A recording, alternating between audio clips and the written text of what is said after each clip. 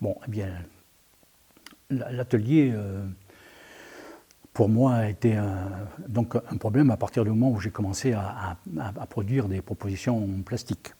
Et l'atelier a été d'autant plus compliqué que les propositions que je faisais, c'était des propositions qui sortaient du tableau, donc qui occupaient l'espace physique et qui étaient donc souvent volumineux. Donc il me fallait un espace pour travailler, comme tout artiste, un espace pour travailler et un espace pour stocker. Sauf que le stockage, évidemment, comme quand c'est volumineux, c'est plus problématique. Donc j'ai toute une histoire par rapport à l'atelier. Quand j'ai commencé à travailler, mon atelier c'était une pièce de mon appartement. Puis ensuite, je suis devenu enseignant et je louais un appartement dans l'arrière-pays qui avait une cave, donc je pouvais stocker dans la cave, mais ce qui avait d'intéressant, c'est que je pouvais travailler en extérieur. Donc pour travailler en extérieur, j'avais suffisamment de place, je ne gênais personne.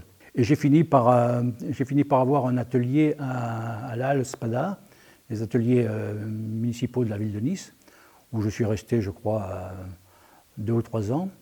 Et puis j'ai fini par acheter un local d'environ 80 mètres carrés, dans lequel, eh bien, à l'heure actuelle, je travaille et je stocke. Et dans cet atelier donc actuel, qui commence d'ailleurs à être un peu saturé, il me faut pour le travail que je fais actuellement, qui est un travail en papier mâché qui met du temps, comment dire, à se réaliser à cause du séchage du papier, il me faut au moins deux espaces d'environ 1,20 m, plus l'espace qui me permet de tourner autour. Je travaille à plat, presque au sol, à environ 40 cm du sol, entre 30 et 40 cm du sol. Donc j'ai 2 espaces qui me permettent de travailler alternativement. Comme ça ne me fait pas trop attendre entre 2 séchages. Et voilà, donc 2 espaces pour travailler, plus bien des espaces pour stocker le travail.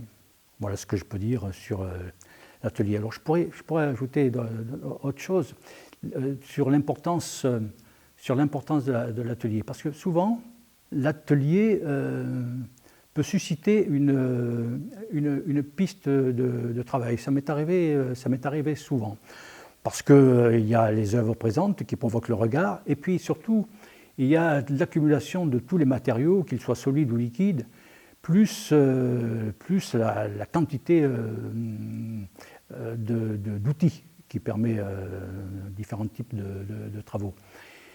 Et parfois, eh bien, cela permet, à un moment donné, sans qu'on s'y attende, brusquement, eh bien, d'avoir une idée pour le développement d'un travail. Ça m'est arrivé, par exemple, à un moment donné, c'était dans la Halle Spada, j'avais sur la table une boîte de pigments purs bleus, que je n'utilisais pas à l'époque. Et chaque fois que j'entrais dans l'atelier, que je voyais ce pigment bleu, j'étais très attiré et mon regard ne pouvait pas s'effacer devant ce bleu. Et bien à force, évidemment, j'ai fini par l'utiliser et ça m'a permis d'aboutir aux travaux que je fais à l'heure actuelle. J'ai intégré les pigments bleus dans mon travail de l'époque.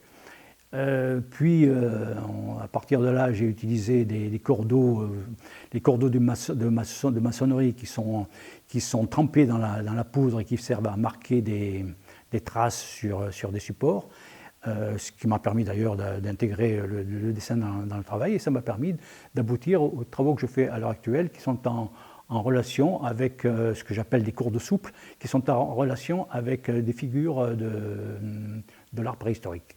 Donc voilà comment une simple petite boîte de pigments bleus peut amener à un moment donné la pensée à se développer et à développer le travail.